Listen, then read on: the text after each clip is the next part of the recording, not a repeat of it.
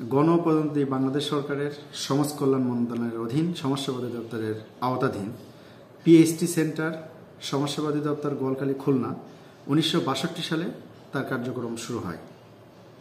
PHT centre এর অধীন দুটি বিদ্যালয় পরিচালিত হয়, একটি বাক শ্রবণ এবং অন্যটি দৃষ্টি প্রতিবন্ধী বিদ্যালয়।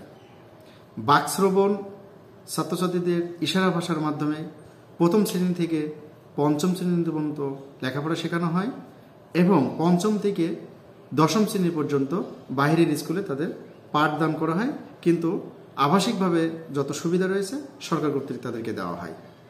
দৃষ্টি প্রতিবন্ধী ছেলে মেয়েদের ব্রেল পদ্ধতির মাধ্যমে ক্লাস 1 থেকে পঞ্চম শ্রেণী পর্যন্ত এবং মেয়েদের অষ্টম শ্রেণী পর্যন্ত এখানে পাঠদান করানো হয়। অষ্টম থেকে এইচএসসি পর্যন্ত বাইরের স্কুলে পাঠদান করা হয়, কিন্তু আবাসিক সকল সুবিধা এখান থেকেই দেওয়া হয়।